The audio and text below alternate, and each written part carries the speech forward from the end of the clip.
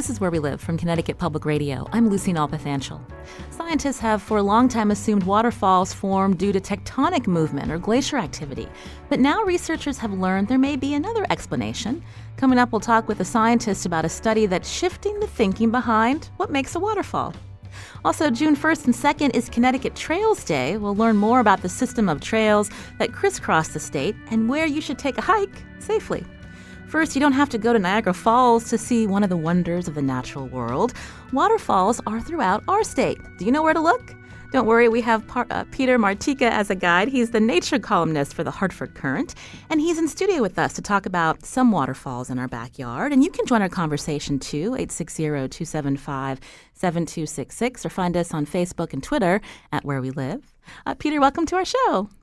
Thank you. Thank you for having me. I was telling our producer, Scott Breedy, that I think you might have the best job in our state. You get to spend time outside, exploring Connecticut, and then writing about it. It is a fun job. It's kind of nice when people tell you to take a hike and it's not negative. So, no, I've been doing this for 21 years now. Started in 1997. Kind of just did a column for the Courant called Ask the Courant, where I answered a local question. People would call in or write in and say, you know, this is such and such foundation on this river. Can you tell me more about the history? So it kind of just evolved into well, that'd be kind of neat to explore, and you know, it kind of evolved into a column, and that's what I've been doing for the past 21 years with waterfalls as a key focus. Now, have you always been an outdoors person? I have been. Growing up in Portland, my dad wrote a mushroom book, so he'd always take us out looking for edible mushrooms. And I, of course, wanted nothing to do with that. And I would go down and explore. We used to go to Cobalt section of East Hampton, and I'd go off exploring the brooks and the old mine shafts and foundations in the woods. So that's kind of how I came up with my love of the outdoors and history, local history. So you've traveled around the state and written about more than a dozen waterfalls. There's Kent Falls, Chapman Falls, Enders Falls. We're going to talk about some of them. You once christened, I believe, Enders Falls in Granby as the king of the state waterfalls. Have you changed your mind since then, Peter? I have christened quite a few waterfalls as the king of the Connecticut waterfalls. But Enders Falls is definitely one of the top waterfalls in the state. It's up in Granby, and just a beautiful section of waterfalls. There's 5 distinct waterfalls within a quarter of a mile of each other, so it's kind of nice. You just pull into the parking lot and go down the trail, and each waterfall is very distinctive, and from horsetails to plunges, and it's just a beautiful spot. But over the years, I've come to discover great falls in the Falls Village section of Canaan. And where is Canaan exactly when you look at a map of Connecticut? Yes, Canaan is northwest corner, almost to the New York border. And it was, they call it the Niagara of New England. It's just this stunning, huge waterfall. Definitely the best time to see it is in the winter or the early spring when the water is going over. I say that because it's also part of a hydroelectric facility, so it's a dammed part of the Housatonic. And in the summertime, in late spring, summertime, the water is all diverted into the hydroelectric plant. But I've been into the falls in deep winter when it's totally frozen over, and it's just spectacular. Just this huge 70-foot high waterfall, and that's totally frozen over. And then in the springtime, when the freshet hits and the Housatonic floods, it's an amazing sight. It's just the waterfall goes through there, thunders over, and it's got this nice panoramic view downstream, and the mist coming off the falls, and you park at the parking lot, and it's just a short walk to this overlook, and it's like right on top of the falls, and it's just spectacular. So how do you find these places, Peter? I know in preparing for this show, there's actually a website, ctwaterfalls.com, I believe, by a local resident who makes a point to feature, I think there's more than 60 waterfalls in the state of Connecticut? Yes, there's actually more than 100 now. Oh, okay. Kind of keep discovering them. But, I mean, there are just a lot of waterfalls, various sizes and plunges, and just the diversity of waterfalls in the state is pretty amazing. But I use websites, and Google Maps is a good thing. You kind of look at the state of Connecticut, and any splotches of green you find is, usually a nature preserve or some kind of interest land park and stuff like that. So that's kind of how I find it. Peter is the Hartford Courant reporter who writes its nature column as we talk about waterfalls throughout our state. You can join our conversation, 860-275-7266, or find us on Facebook and Twitter at Where We Live. Is there a particular spot that you enjoy with whether it's you or your family? We want to hear from you again. Just look for at Where We Live on Facebook and Twitter.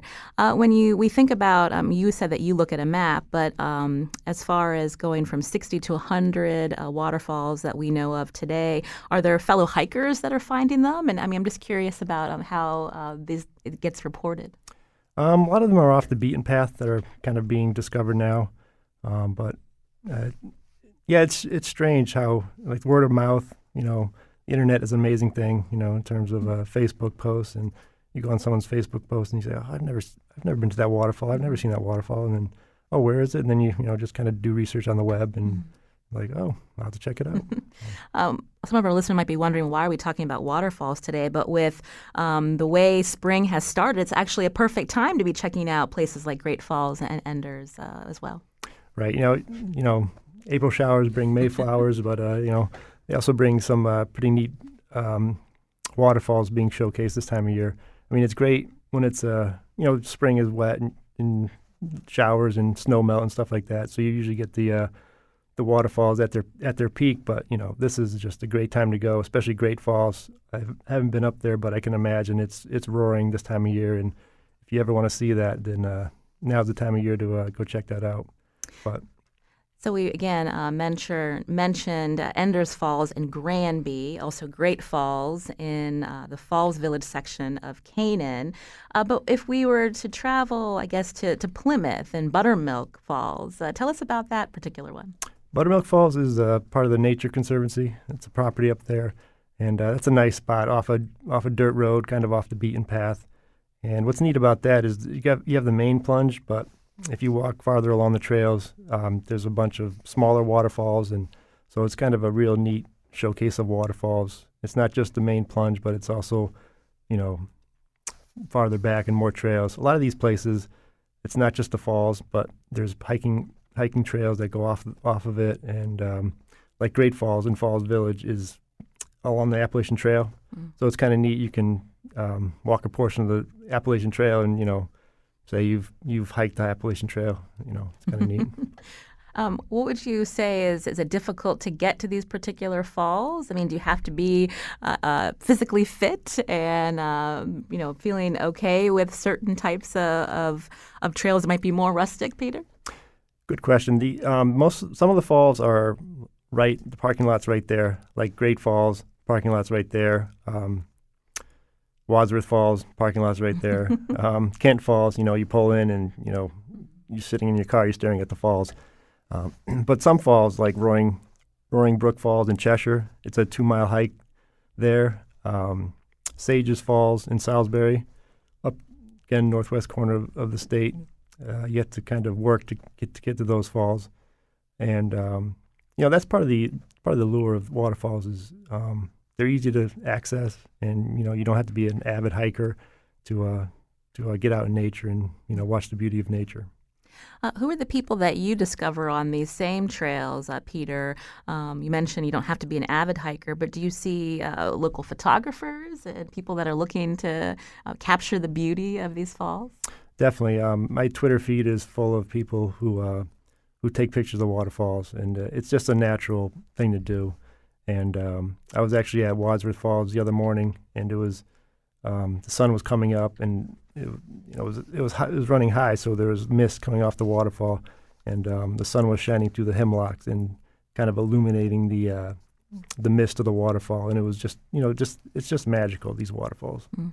You mentioned Wadsworth Falls State Park. That's I think of it as Middletown, but part of it is at Middlefield as well? Correct. The falls are actually in Middlefield. The park is in Middletown. But what's neat about that is there's not any Wadsworth Falls, but there's little falls and big falls farther in the park. So it's kind of neat. You have three distinct, beautiful waterfalls and and people always think Wadsworth Falls and that's it, and get in your car and go. But if you hike a little ways, there's some really neat waterfalls in the state park. And what's great about that state park are the many different trails that you can take.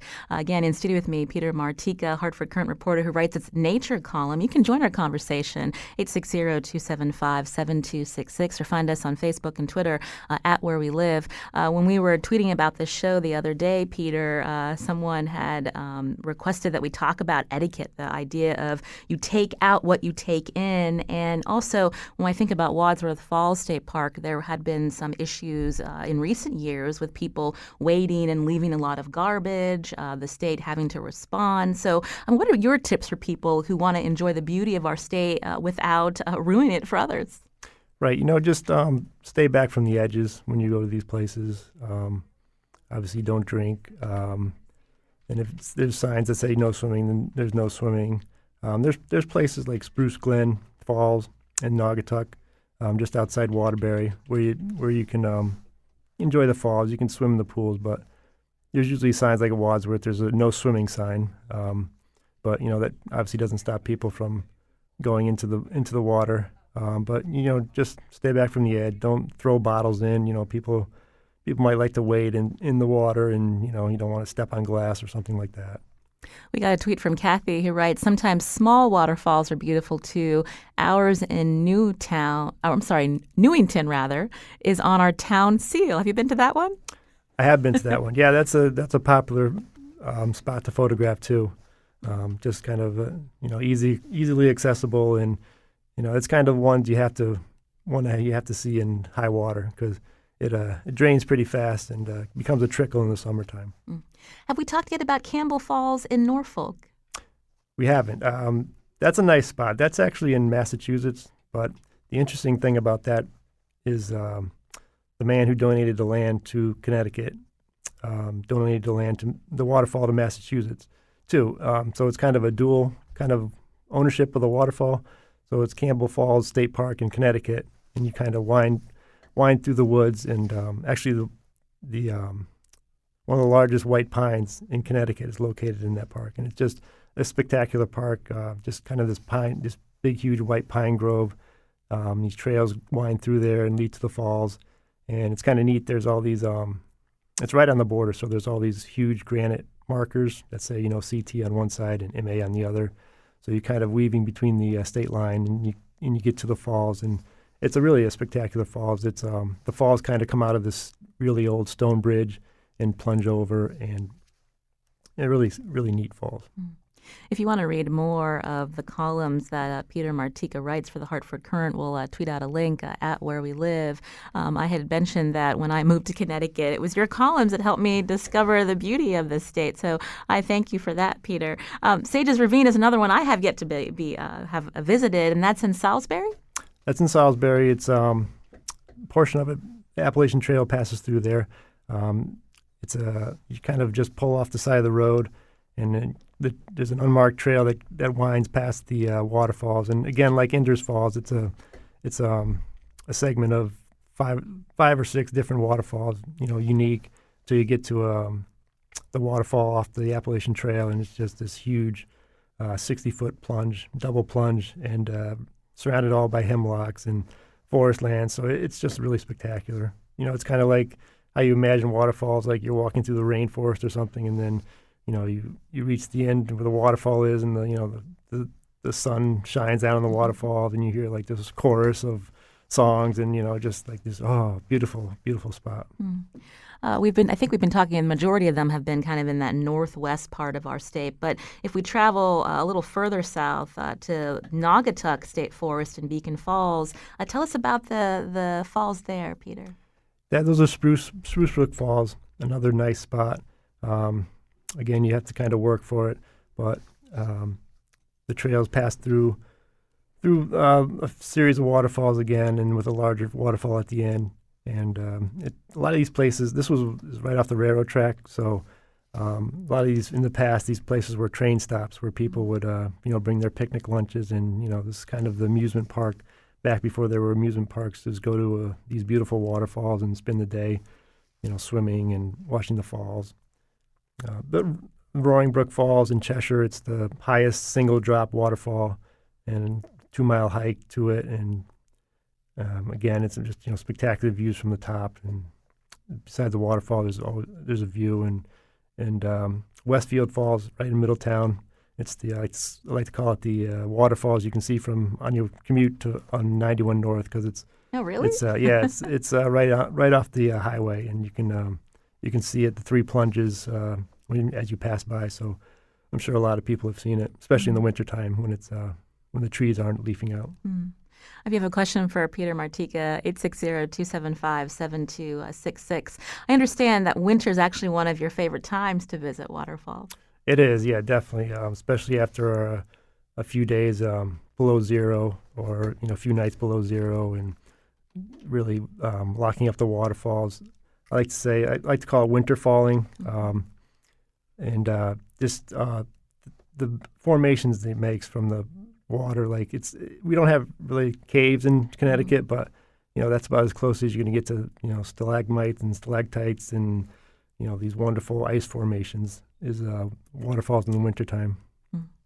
Peter Martika, again, is nature columnist for the Hartford Courant. He's with us as we learn more about the many waterfalls in Connecticut. Peter mentioned earlier there are more than 100 that keep getting discovered. You can join our conversation. Find us on Facebook and Twitter @WhereWeLive.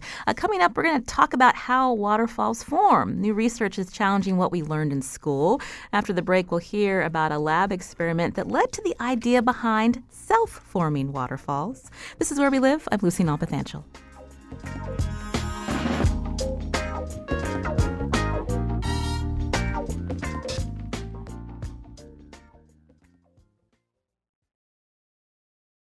This is Where We Live from Connecticut Public Radio. I'm Lucy Nalpathanchel. In studio with me is Peter Martika as we learn about the many waterfalls in our state. Which ones do you enjoy or are planning to visit? You can join us, 860-275-7266, or find us on Facebook and Twitter @WhereWeLive. Larry's calling from Bloomfield. Larry, go ahead. Yeah, Peter, I enjoy your columns on Sundays. I don't always have the chance to read them. So when are you coming out with a book, a compilation of all your columns? And my comment is we can't forget to mention neighboring Bash Fish Falls in Massachusetts, right in the tri-state area. Have you been up there? It is definitely on my list. Yeah, it's just right over the border, and I've heard it's a special place. I've seen pictures of it, but I'm sure the photos don't do it justice. But yeah, I need to get up there. It sounds spectacular. And what about that book question, Peter? It's a question I get quite often, ton of emails, and if I have done a book, it'd be probably a bestseller by now. But yeah, no, it's definitely on my mind, and I'd love to have a compilation of my columns. Like I always tell people, the work's done, and we just have to maybe self-publish it or something like that. But yeah, I mean, it could be done. Segments like chapter on waterfalls and chapter on historic places and hikes and best views and stuff like that. So I mean, it's kind of a no-brainer. You mentioned historic sites. When we think about the different waterfalls and state parks, are there particular ones that we should be checking out, Peter? So I said Wadsworth Falls State Park. There's Indian Leap State Park, or Indian Leap in Norwich. It's a nice spot. With a history right in Norwich, outside Norwich, and that's a nice waterfall spot. Like I said, Campbell Falls State Park, Inders Falls, which is actually State Forest, Inders State Forest, and the waterfalls are there. And then Sean from Bristol is with us. Sean, go ahead. Hi, my question is, falls that are good to bring, younger children to that, maybe aren't too much of a hike to get to, that are kind of big enough to be, awe-inspiring, I guess. Yeah, no, great question. Like I said before, the Great Falls is a nice spot, just a short hike from the parking area. Kent Falls, again, short hike from the parking area. Buttermilk Falls, right there. To enjoy waterfalls, you can, it's kind of timeless and ageless. Anyone from any age can enjoy waterfalls. You can join our conversation, 860-275-7266, or find us on Facebook and Twitter at Where We Live. Again, Peter Martika is a Hartford Courant reporter who writes its Nature column. But we were also curious when we talk about waterfalls, how they form. My next guest has studied the idea of self-forming waterfalls. Joining us via Skype is Joel Scheingross, assistant professor of geosciences at the University of Nevada and lead author of a National Science Foundation-funded study on self-formed bedrock waterfalls. Joel, welcome to our show. Hi, thanks for having me. I understand the study was published in March in the scientific journal Nature, but before we get to the study, just tell us again, traditionally when scientists think about the formation of waterfalls, what have been some explanations? Yeah, the classic idea about how waterfalls form is that waterfalls form either when you have a change in rock type or some type of rock heterogeneity, or a change in external forcing. So I'll give you two quick examples. Imagine you have a river that's running over hard rock upstream and weaker rock downstream. At that contact where the hard rock and the weak rock meets, you get faster erosion of the weak rock because it's weak than you do the hard rock. So you can make a vertical step that grows over time to form a waterfall. Another idea we can make waterfalls is a change in this external forcing. So long-term changes in climate or long-term changes in tectonics. For example, if you have a waterfall that crosses a fault and that fault starts moving at a different rate, so you have one side going up faster than it was before along that fault, you can again create a vertical step that becomes a waterfall. And make no doubt, this happens in many places around the world, and it's been well established in the geological literature that you can form waterfalls this way for over a century. When we think about waterfalls and how they're formed, also, how are they used to maybe think about the history of a particular landscape? Yeah, that's right. So if we go back to this idea that a waterfall forms, for example, when a fault starts moving faster, then the formation of that waterfall is it's like a chronometer. It's telling us the time when that when that fault started to change its slip rate, change the rate at which it was moving. And what happens after you form many waterfalls in nature is that erosion at the waterfall causes them to retreat and erode upstream away from where they were originally formed. So when we go look at landscapes today, we might see several waterfalls crossing the same fault, several rivers crossing the same fault, all with waterfalls perhaps, hundreds of feet to a few miles upstream. And if we know something about the rate at which these waterfalls eroded and retreated upstream, then we can back calculate or invert for the timing when these tectonic forces that were causing this fault to move at a different rate happened. We mentioned this study about self-forming waterfalls. This is something that you worked on at the California Institute of Technology as part of your PhD work. So you and others looked at how waterfalls might not just be formed by external forces. What did your study discover, Joel? Yeah, so I got interested in this because I was really interested in trying to understand how waterfalls eroded, to get at this question where if waterfalls form from these external forces, we might be able to say something about the time when tectonics or climate changed in the past. And in doing this, we had this idea that waterfalls might form on their own through these internal feedbacks that you get just from the interaction of flowing water, moving sand and gravel in rivers, which are the primary agents of erosion. The sand and gravel bounces against the bedrock bed and produces abrasion, which causes erosion. And that changes the topography of the riverbed. And all of these processes can feed back on each other, it turns out, to form a waterfall. And we decided to test this by basically building a large-scale river inside a warehouse where we could control the water discharge and the feed of gravel, and basically started this with just kind of a planar bed, a bed that looked like a sheet of glass. Mm-hmm. And we tilted this bed of this river to about 11 degrees in the lab. and we let water and gravel run down it and saw what happened in the absence of any forces, in the absence of changing discharge or changing the feed of gravel. And lo and behold, after a few hours, we started forming waterfalls. That's really interesting. I mean, how did you come up with just the idea of thinking about trying to recreate a river in a warehouse and the materials that you used?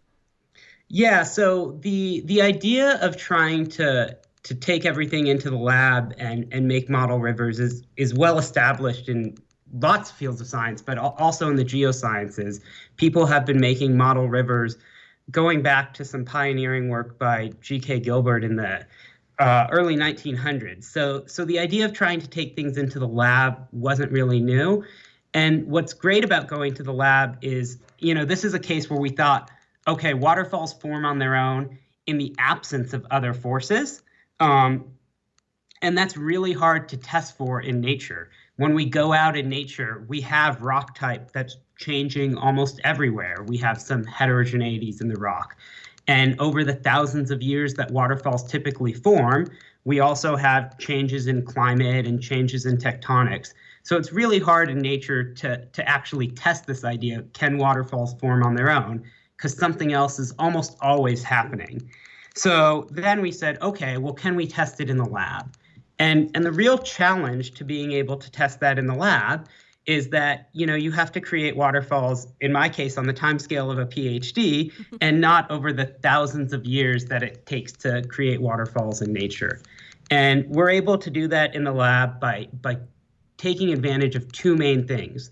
The first is that instead of using a real rock, instead of filling our model river with granite or basalt or some other real rock, we filled it with a foam that's like the foam you would get if you went to a florist shop and saw the block of foam that a bunch of roses are stuck into. And the reason we did this is because the foam is much weaker than granite, basalt, or other rock that you might be familiar with, but it follows the same scaling of erosion as does rock, but lets us speed things up about 1,000 times faster. Joel Scheingross is, I just wanted to update our listeners again on who you are if they're just tuning in. Joel Scheingross via Skype, Assistant Professor of Geosciences at the University of Nevada, Reno, and lead author of a National Science Foundation-funded study while he was a PhD student at the California Institute of Technology, looking at this idea of waterfalls that form on their own, looking at based on a river's turbulence. You can join our conversation, 860-275-7266, or find us on Facebook and Twitter at Where We Live. So your study was published in Nature in the spring. Again, I'm just curious what the reaction has been and what more work needs to be done, Joel. Sure. Well, getting really a sense of the reaction from the scientific community will take some time. I think this is going to be a controversial idea, and it should be, because we've shown that this can happen in one experiment, but we haven't demonstrated it in a fully robust way across multiple experiments and in the field at natural waterfalls as well. But it's still a bit early to tell because the scientific discourse will get played out slowly as people digest the material and write their own responses. The feedback I've gotten so far has been positive, but we'll see. Joel, when we were just talking earlier about just different types of waterfalls that people in Connecticut can visit in our state, when we think about waterfalls that have possibly formed on their own, is there a particular characteristic or something that you see in waterfalls in California that might suggest that maybe there might be a possibility they formed in this way and not the traditional sense of how waterfall has been known to form? Yeah, there are some things we think you can look for. This is actually part of future work that I'm starting up right now to do more experiments and try to nail down this problem a little bit better. But our sense right now is that when you have this self-formation mechanism acting, that you should get not just one waterfall, but you should get several waterfalls that occur in series with somewhat equal spacing between them. And that these waterfalls they're not going to be your really tall, absolutely breathtaking waterfalls like Niagara Falls or Yosemite Falls or any of these very large waterfalls. Instead, what you're going to see is a series of smaller waterfalls. Think things that are, 5 feet to 20 feet, but that you see occurring closely spaced together. And that seems to be indicative of this kind of natural feedback mechanism. June is calling from East Hampton, and you can join our conversation, too, on Where We Live about waterfalls, 860-275-7266. June, what's your question? Yes. I've traveled around the United States, and one of the waterfalls I always think about is the Yellowstone. Could you tell me how that was formed? Joel, go ahead. Yeah, so you're thinking, they call it the Grand Canyon of the Yellowstone. Is that right? Yes. Uh-huh. I have been there, but that was before I started working on waterfalls, and I haven't thought about it lately. Yellowstone's an active volcanic area, and there is lots of faulting around there. So that's one that I think would be due to these external forces, but I'd have to go do a little bit more research and look at it. In general, people haven't gone around to many waterfalls and attributed a mechanism of how they formed for most of them, although for Yellowstone, I believe that's known. It's just I don't know off the top of my head. Sorry. June, before we let you go, I understand you're not originally from Connecticut. Is this something that you enjoy doing, the traveling around and checking out waterfalls and other features of our state? Well, I even just in East Hampton here, like just driving home from my job, I passed by like 3 little mini waterfalls, and I just the whole area is full of hills and all these different water sources, and even the rocks flowing through, where the waterfalls, the little tiny ones are just amazing to me. Just really attract my attention very easily. But our whole family grew up scattered around South Dakota. My dad came from, and then during World War II, he met my mom in Illinois, and then we ended up in Indiana. But we've always enjoyed our yearly camping travel trips. Well, June, thank you for your call. This is Where We Live. In studio with me is Peter Martika, who writes the nature column for the Hartford Courant. Peter, we were talking specifically about Connecticut waterfalls, but we've heard Joel mention waterfalls in different parts of the country. Is this something that you have also experienced when you're traveling around? You're seeking out places that are just as beautiful as some of the smaller falls that we might have here? Yeah, no, definitely. Like whenever I travel to New York State, I make it a point to stop at waterfalls I see on the map or see online, and it's a real neat thing. But just to get back to the waterfalls in the state, it's I find it amazing that you have these waterfalls that the New England landscape has changed over the years, but waterfalls have pretty much been the same since Native American times. So I just find it fascinating that you're standing and viewing something that's been viewed over hundreds of generations, and Native American Indians up to the present, and it's hasn't changed much. And another neat feature of the waterfalls are potholes, where a piece of rock gets trapped in the waterfall, and the current over the years it makes these little drill holes, and almost these perfectly symmetrical shapes in the waterfall, in the rock around the waterfall. It's just really neat. Joel Scheingross is also with us via Skype, assistant professor of geosciences at the University of Nevada, Reno. We were learning about a study looking at this idea of self-forming waterfalls. Joel, I know you're over on the western side of our country, but are there particular waterfalls maybe in the Finger Lakes region in New York that might have characteristics of these typical, like a self-forming waterfall? Yeah, I was just talking about this the other day, and that's a tough one because I was thinking about Watkin Glen State Park, which has this beautiful series of waterfalls and some small plunge pools that you can see from an easy hiking trail. And this matches this characteristic that I was talking about, that you have multiple waterfalls that are sort of evenly spaced, and they're not super tall, so they seem like they match this self-forming mechanism. But they're also in this layered sedimentary rock, this layered sandstone and mudstone. So you do have these differences in rock strength that are between the different rock units that the waterfalls could also form on. So in that case, it's a bit hard to say, but my gut instinct is that they might be an example of this self-formation mechanism. Well, Joel Scheingross, again, thank you for speaking with us for a little bit about this study in Nature. We're going to tweet out some links for our listeners to learn more about this study that you worked on with your colleagues. Joel Scheingross, again, Assistant Professor of Geosciences at the University of Nevada, Reno. Joel, thanks so much. Thank you. I just wanted to mention Colin from Litchfield called in to let us know that Enders Falls in Granby's currently under construction and looks like it's partially closed. And then Rob on Twitter writes, Roxbury Falls in Roxbury, Connecticut is more of a rapids than a waterfall, but he says it's still a great place for wading in the summer, and there are pockets where the water acts like a hydro massage. That sounds pretty good, Peter Martika.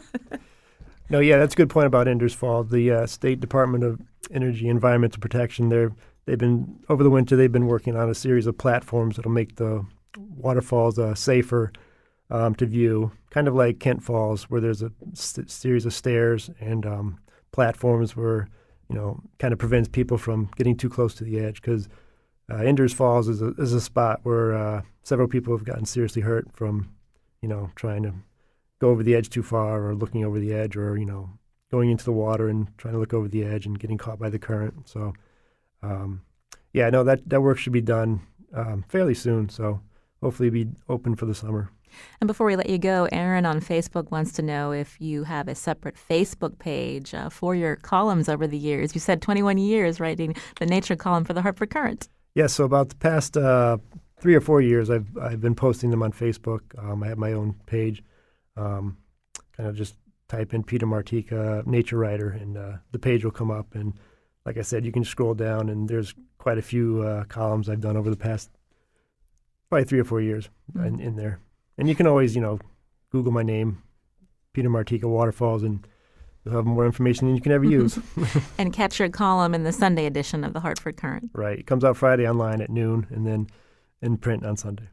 Well, Peter Martika, it was a pleasure to speak with you. Thanks for coming in. And when you get that book published, I hope you come back. I will let you know. This is Where We Live from Connecticut Public Radio. I'm Lucy Nalpathanchel. Coming up, the nation's largest celebration of trails happens right here in Connecticut. Claire Kane of the Connecticut Park and Forest Association will join us right after the break. And you can too, 860-275-7266, or find us on Facebook and Twitter at Where We Live.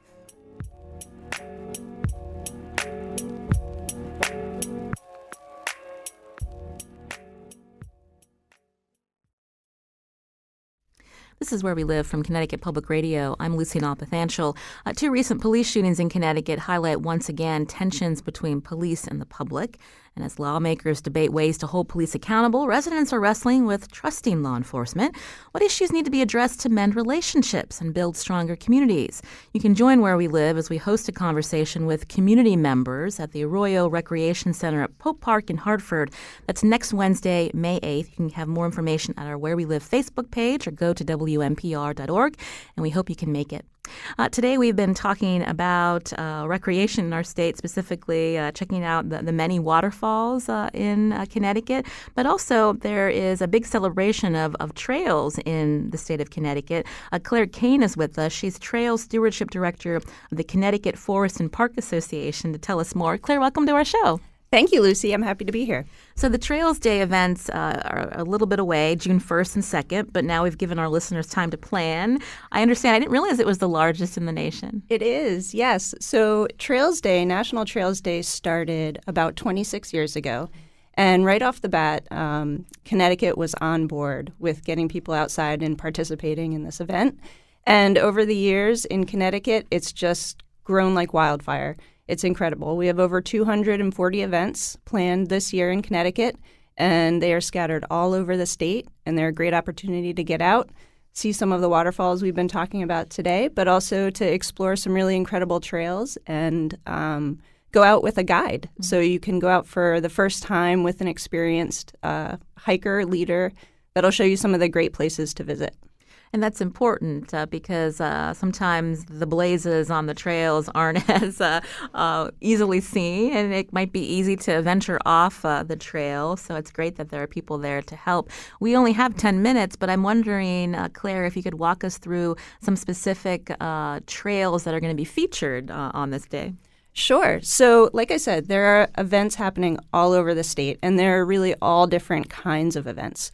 So whether you're an experienced hiker, if you're a young family, if you're into boating, if you like biking, there's really a whole variety to choose from.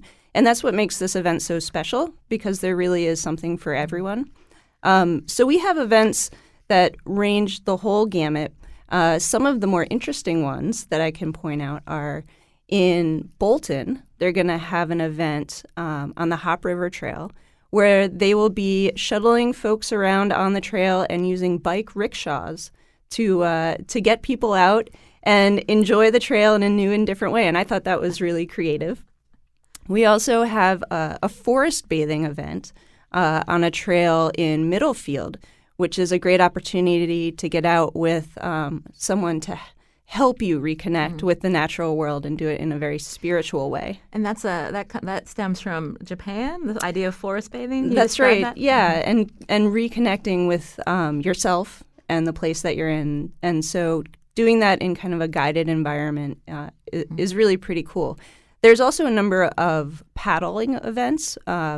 Down on the Lieutenant River, we have two great leaders who regularly lead an event down there and take folks out on a kayaking trip. And they know all the great spots to point out where the osprey nests are and, look for wildlife. So that's really the benefit of going with a guide, because they really know these places and can share their knowledge of the local history, geology, and what's going on in the natural world there. We heard from a caller earlier who asked Peter Martika about some waterfalls that you can take children to. And so I'm curious, of all these different trails that we have in our state, what are some that you would recommend that are easy for children to do so, the parents aren't left, carrying them the last couple of miles? Well, that's what's so great about this booklet. And at ctwoodlands.org, we have an interactive site with all of these events. And you can sort the events on ones that are family-friendly. So you can really narrow down and choose one that might be near you, that might be well-suited to kids. Out at the White Memorial Conservation Center in Litchfield, they regularly do an amphibian amble, which is led by one of their staff folks. And it's always a lot of fun. They have great photos and stories to tell after their event. Super family and kid-friendly. And it's a lot of fun because they spend some time really getting their hands dirty and looking for little critters in the water. So you mentioned the website ctwoodlands.org. I have a little booklet for the Trails Day celebration, but if they go to this website, listeners can see all of the different activities for June 1st and 2nd. That's right. And these booklets that we produce, they're available in all the public libraries and town halls. They should be getting there within the next few days. So they're available to everyone. But also the website is important because it has the latest and greatest information, and you can get driving directions and sign up for an event so the leader will know that you're coming. Claire Kane, again, is Trails Stewardship Director with the Connecticut Forest and Park Association as we talk about Trails Day happening in the state of Connecticut June 1st and 2nd. I'm curious if we could talk a little bit about safety. We heard Peter mention some of the falls, like Ender's Falls. If people aren't careful, there have been injuries. And so I'm wondering, for people who may be new to checking out these trails through the state of Connecticut, what are some tips that you can give them? Sure. So if you're getting out on the trail for the first time, a few very basic things you can do to have a safe and fun trip. Wear sturdy shoes, bring water and extra snacks, bring a backpack so you can carry your stuff with you. Everyone has a phone these days, and taking technology into the woods is a little funny, but it's a great way to take some pictures. And if you run into any trouble, you have kind of a safety net behind you. It's important to let people know where you're going, especially if you're not on a guided trip. If you're out in the woods and you're taking a longer trip than maybe you usually would, it's good to let people know where you are and what you're doing. But Trails Day is great because you can do all of these things with someone who's very experienced and will remind you when you get to the trailhead to stay together as a group, to be really mindful of the place that you're visiting, to leave no trace.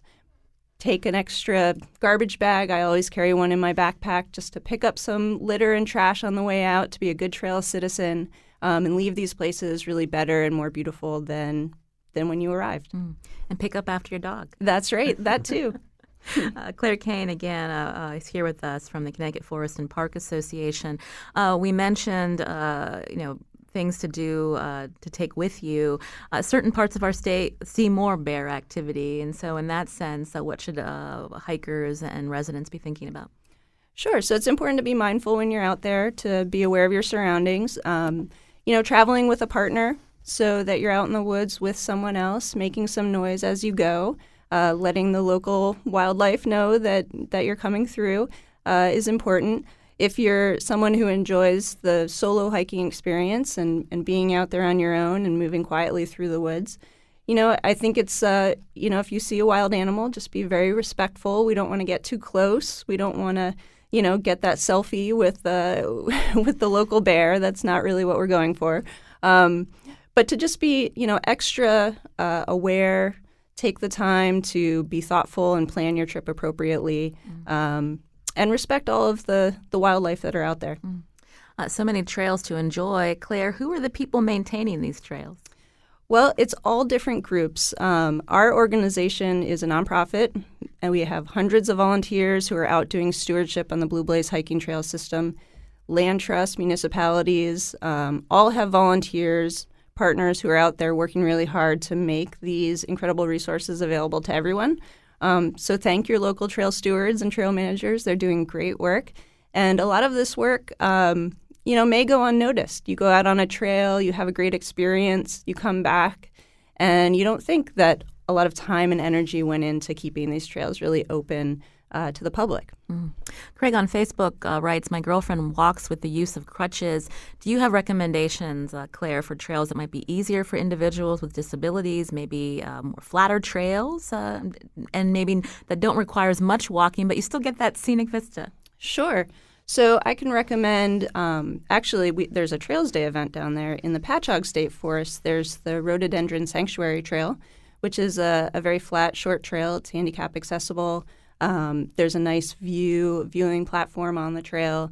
Not too long of a hike, but you get some reward from being out there, and the beautiful rhododendrons, of course, are a reward in and of themselves. In Middlefield, behind the CFPA office, we actually have a short discovery loop that's also handicap accessible, a great way to get out and see some of the local environment back there, vernal pools and some of the native trees back there. So, there are a lot of opportunities. Rail trails are also a great way to get out, generally flat, easy to access. There's a great one, I think, in East Hampton. Rail trail. Yes, that's right, the airline trail. Now, Claire, we just have a couple of minutes left. I'd mentioned you're with the Connecticut Forest and Park Association. Greg Ladke from The Current reported the other day that state Democrats are looking to take some money away from this Passport to Parks funding and program that would allow, to deal with some of the budget issues, but it can take money away specifically for park purposes, which was the intent of the program. Because you're affiliated with the association, I'm wondering what you can say about this proposal that's out there. Yeah, Lucy, we are, very much opposed to undoing this pledge that this funding source has been able to provide to the parks of Connecticut. We very much want to see this dedicated funding continue to go to the state so we can have seasonal staff. Our parks can remain clean. We can keep these places open for everybody to enjoy. And if we start unraveling that, it's hard to pull it back together. So we very much want to see the Passport to the Parks remain just as it is. Well, Claire Kane, again, is Trail Stewardship Director with the Connecticut Forest and Park Association, here with us to talk about Connecticut Trails Day coming up June 1st and 2nd. We'll have information on our website, wnpr.org/where we live. Claire, it was a pleasure. Thank you. Thank you, Lucy. Also, we want to thank Peter Martika again for coming in and giving us a lot of great ideas to head out once. And even if it's raining, you might see some great falls around the state of Connecticut. Today's show produced by Scott Breedy. Thanks to Lydia Brown and Kion Wolf. I'm Lucy Nalpathanchel. As always, thanks for listening.